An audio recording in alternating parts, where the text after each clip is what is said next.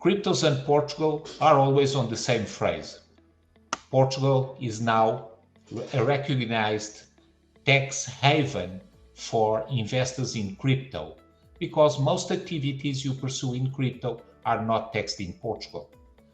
But also accruing to that, Portugal offers a very good climate, safety, a good base in terms of Wi-Fi and etc. that permit you to pursue your activity very easily and very easy to fly to and from Portugal to another place. So Portugal is quite capable and very interesting in terms of investment and of a place to live or a place to open your activity in cryptos. And also Portugal, in times of war, like we have unfortunately with this invasion by Russia of Ukraine and all the awful things that are happening, is the most Western country manned by the Atlantic Ocean in Europe. In fact, Portugal was not affected by the Second World War, neither by the First World War, because it's a small country and very near the sea, and things normally don't happen here. So this is also, in this very complex world an advantage. But today we're going to speak about taxation, and taxation of your activity as an individual in Portugal. How is it taxed? And we have two situations. If you do a professional activity, in fact, you don't do anything else, but you just do buy and sell and do investments in cryptos or mining, etc. And the other case, which is you have another activity, but you also do these investments. How are you taxed? And the cases are completely different.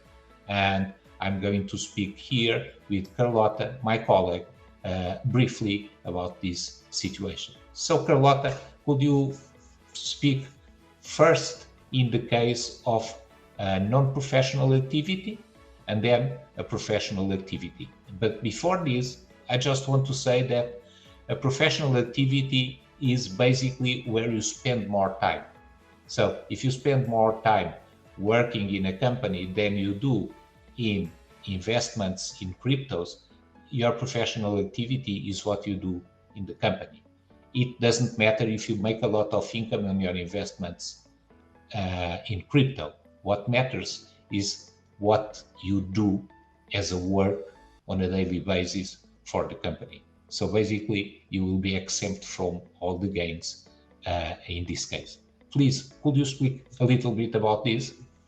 Yes, of course. In matter of fact, for those who, as you previously mentioned, don't do it as a professional activity, we are a really crypto-friendly country because we don't tax at all those who don't do it professionally because there's lack of legislation in that point. So our Portuguese legislation doesn't foresee taxation on individuals who don't do it professionally. If And you do it now professionally, for the case of the professional activity, how is it taxed as a non-habitual resident here? yes, okay. So, as a non-habitual resident, if this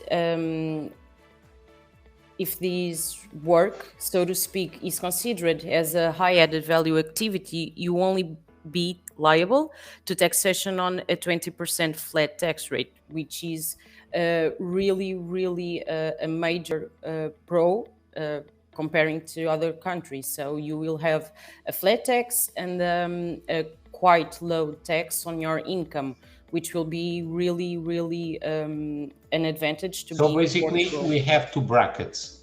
Either you're Exactly. not taxed, which is most of the cases, in fact, or you Exactly. will be taxed at a 20% flat rate. So it's quite competitive.